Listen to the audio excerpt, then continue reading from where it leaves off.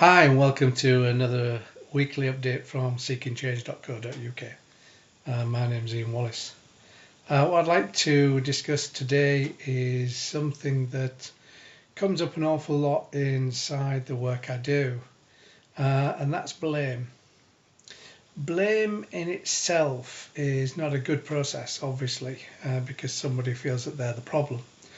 But blame in a communication sense, when you're talking to somebody about blame, is sometimes different in a sense that it's a bit like Chinese whispers sometimes.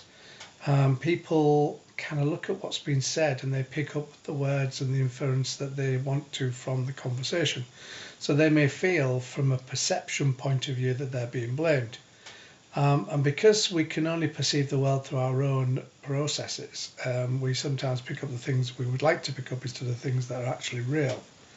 So when we're working with blame inside a communication or a structure between two people in any relationship, then basically what we're trying to do is we're trying to work out whether or not the blame is a perception or is a reality, first of all. And then if it is a reality, i.e. the person did mean to say that, then we need to work on the understanding of why that is so. But we can't do that when we're in a conversation with another person. Usually we basically can only do it with a reflective process afterwards.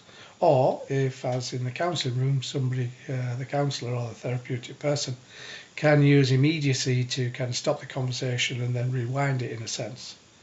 So it's a good idea to understand whether blame is a perception, i.e. did you mean to do that? And if you kind of utilize a communication structure that I'm about to give you, you can then understand whether that is so. If you feel as though the blame is a perception or a reality and then you can't find the difference, then by using this communication structure you will find that difference. And it's very simple in some senses. All you have to do is to the person that is obviously communicating with you that you feel is blaming you, just say back to them, that feels like I'm being blamed. Is that what you meant to do? And then the person can reflect on what's been said and they can see whether or not they actually meant to do that.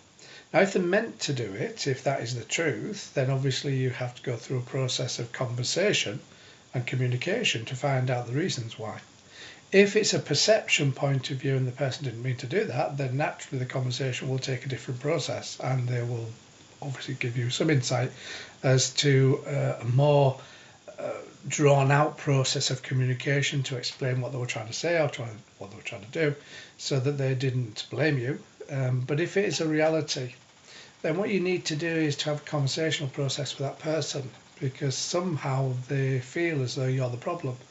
And again, you can use a different communication structure to do that, which doesn't necessarily blame back or give that person an understanding that they're the problem as well. So you would start a conversation saying how you feel about what's being said, not in blaming them, but taking ownership for it. So if, for example, somebody said that you weren't a good friend, for example, then you might start the conversation by saying, oh, right, okay, then take that on board. I take on sometimes I've not been supportive or I've not been connected enough or all those kind of things. And then you put in place some kind of process to help the other person to engage in a win-win. So you might say something like, I don't want that to be the case. I want us to have a much better relationship, a much deeper relationship. And then they can look at that and they can then see whether or not they want to interact with that process to make a better relationship from the process. And if you used the structure, which explained more thoroughly on the website, so you take ownership is the first part of the structure. You give the person you're communicating with an understanding that they can have a win-win, so both people actually get a benefit. And then the last part of the structure is you give them responsibility to take that process and utilize it. So in that section that I've just given you an example, you might say to them, and how do you think we might do that? And if you can kind of work on that process, you will get a result, you will get something that makes it easier and better and a more functional process of a communication relationship. Hopefully that made sense. If you need more information and structure on it, then obviously go to the website, seekingchange.co.uk. Thanks very much. You take care. Cheers. Bye.